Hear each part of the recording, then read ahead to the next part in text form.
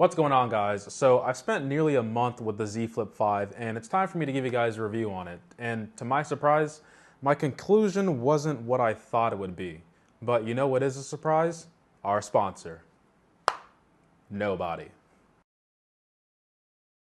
If you don't know about the Z series by Samsung, it's their foldable lineup.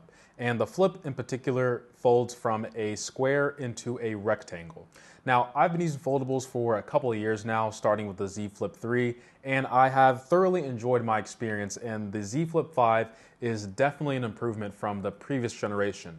Now, whether or not you should buy this phone, you can jump to here on the video, but for the rest of us, enjoy the full review. Now, let's flip right into the phone. Actually, let's start with the outside. So Samsung calls this the Flex display. I'm going to call it the outside display. Now, it's a 3.4-inch screen, and it's without a doubt more functional and more informational than the previous generation, especially when it comes to messaging and taking photos and videos, which are the most important things when it comes to a cell phone. Being able to reply directly to a message using the outer screen keyboard rather than just my voice is a game changer and was surprisingly more comfortable than I expected. I still think there needs to be some UI polish because some settings overlap in weird ways that don't look great. For example, here, if I were to go over to one of my notifications here, let's just look at this Google Alert one. You can see that it's really dark, right? It's showing text, but it's like reply, clear. Let me go to another one, right? If I go over to this one as well, right? You can see that the clear button is above this, where I feel as though it should be a little bit below, but maybe this is a design choice. I'm not really sure, but overall, I do think the UI polish could be, spent a little bit more time in the lab. As you can see here, the outer display is much more inviting and you have more customization options in terms of what you can do with your wallpaper. I do think this is a nice touch to the overall design of the Flex or outer display. So similar to the watch interface where you have different menus when you swipe across, the other menu items are easier to digest with the bigger display, like the calendar, weather, alarm, timers, Bluetooth control, routines, and more.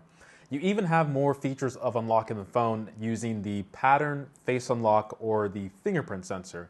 Now, let's talk about the fingerprint sensor real quick. I don't think my fingers are bad by any means, but the fingerprint sensor is inconsistent for me, more so than the previous generation, and it's a common trend on the Z series. It just constantly wants me to try 2 or up to 4 times, sometimes to the point of making me use my non-biometric setting in order to get into the phone. So in terms of biometrics, there's definitely a room for improvement. I know it's hard to do this because the outer display needs to be functional, but it would be nice if there was some type of under-display fingerprint reader. I know that's a bit much for me to say, but unless this has like a 8 or maybe like a 9 out of 10 success rate, I feel as though the fingerprint sensor should be placed somewhere else or get an overall improvement. Now, yes, you do have the ability to use face unlock with the outer cameras, but face unlock is on par with the fingerprint, so I pretty much turned it off because it would scan my face, get an error, and it actually got me faster to using my non-metric unlock method. Okay, back to the outer display. So we already went over the widgets and messaging, but the camera, you should double tap here, is also great with a bigger and better display. So recording in the closed mode makes it a little bit more discreet whenever you're recording in public, but nowadays people are comfortable holding a 5-pound camera in their hands and making service workers feel bad. I'll share some clips of a hike I did recently where not only did I record like this, but I also recorded the video in sort of like a camcorder style. But overall, I'd say I'm happy with the photos and video quality that I have on the Z Flip 5 on the outside. The inside camera is simply just, how do I put this? It's terrible.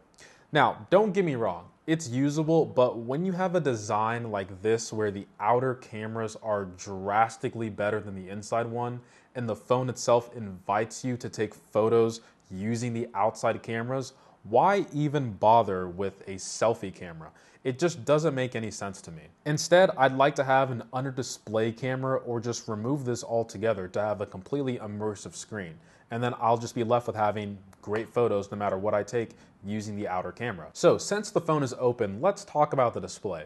So the display hasn't changed too much other than it being significantly brighter, making it easier to use outdoors. Still has the snappiness of the 120 hertz, the vividness that we all expect from Samsung devices.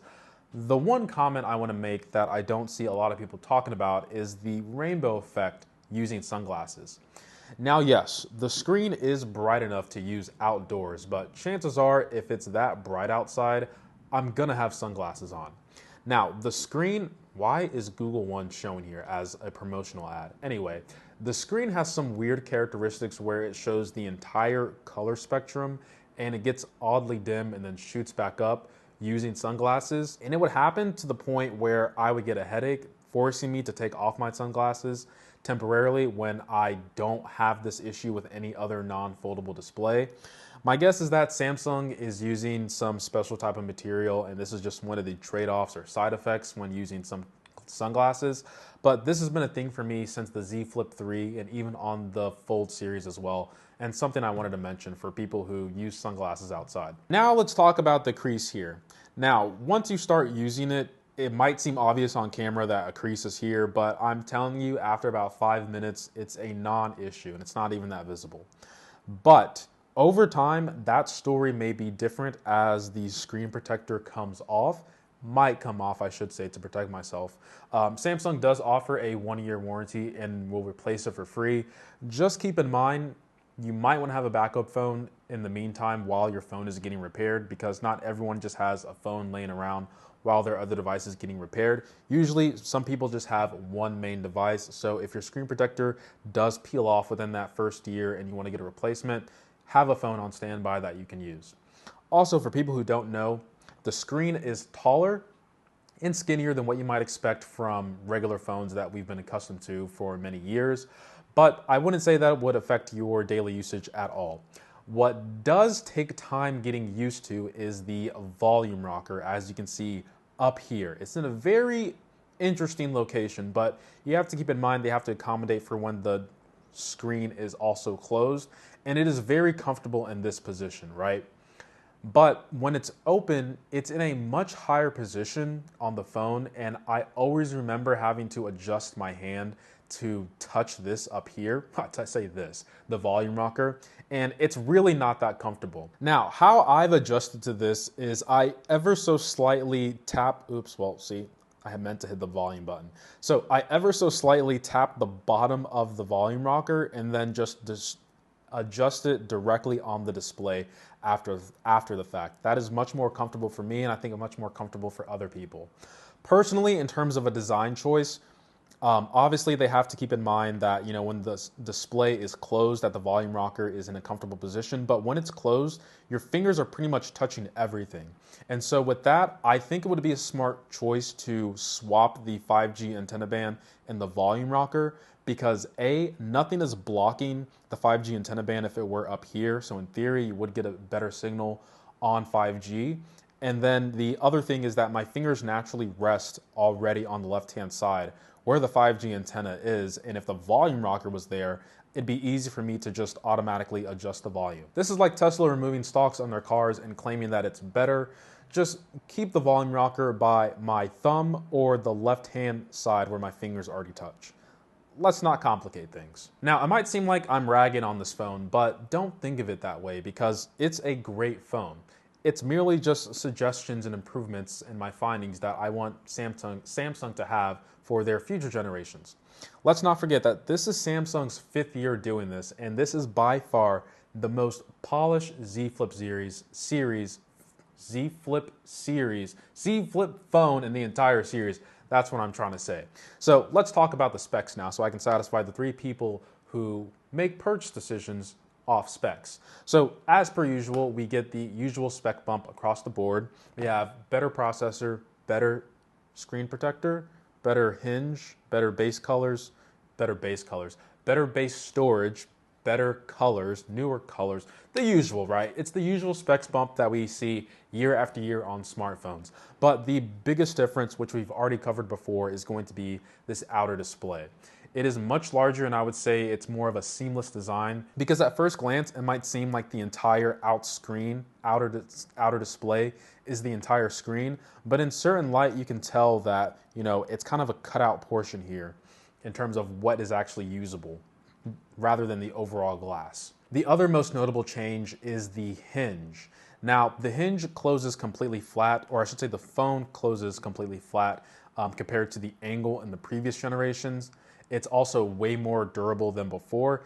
I could do the jerry-rig everything where I could attempt to snap it, but the sponsor of today's video wouldn't like that, and money doesn't grow on trees.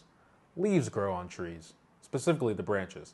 But I will say the hinge feels loose after nearly a month of use compared to my Z Flip 4 experience. I'd say at the halfway point, it's just a bit hollow and there's a bit more give when you rock it at this angle. So in terms of your hinge, I'll just say that your mileage may vary. I know there are going to be some people in the comments that are going to say, oh, it's because you're flipping your phone, that's why your hinge sucks. Sure. Anyway, battery life is okay, but for the form factor, I would say it's impressive. When you watch breakdown videos of the phone, it's amazing how Samsung is able to squeeze and stack multiple motherboards to get a device that functions like this. Now, the battery is split into two parts, the bottom region taking up most of the space of the battery, and then this portion right here, there's also another segment of a battery. I wouldn't say I get all day battery life. By like 8 or 9 p.m., I'd be looking for a charger, but by that time, I'm most likely home and going to charge it there anyway. I also would say that I'm not a power user by any means. Most intensive tasks is probably just gonna be me using maps while listening to music. I know that doesn't sound like much, but I don't play a lot of like games on my phones and stuff like that. So that would be like my most measurable thing of what I do as a user of this phone. Now, if you jumped to this part of the video, you probably missed the part where I give away 1,000 Samsung products on behalf of nobody. But at least for clicking on the video, give me a subscribe. By the way, that first part was a joke. So, the Z Flip 5. What are my thoughts? Now that I've matured into the foldable space, I think I can give a logical answer on who should buy this and why I wouldn't buy it personally. You see, this phone is fantastic with shortcomings here and there, but what trumps it all is the experience, the novelty, the different lifestyle you get with this phone. That's it. If you want a different smartphone experience, this phone is definitely for you, and I can recommend it if that's what you're looking for. If this is your first foldable phone, you'll be happy with it because Samsung has polished up a lot over the years, making it up to the Z Flip 5. Another reason you should pick up this phone is if you like portrait videos and photos. I'm a landscape guy, right?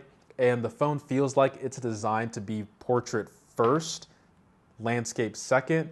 Like if you enjoy Instagram Reels, YouTube Shorts, TikToks, and creating videos like those, or even taking photos like those, no phone is going to do it better than the Flip. I will gladly give an award to this phone and crown it any day of the week. But since I'm considered old and no longer hip because I don't take portrait stuff or make content that's in portrait mode, and landscape videos are my go-to, phone wouldn't be for me. Now, I did mention that I personally wouldn't buy this phone, and it's because the experience, the novelty, the honeymoon phase, the high of just using the phone has kind of worn off for me, and I've just found myself wanting to reach for my regular phone, not out of habit of using it for nearly a decade, but it's just because it has higher rates of longevity.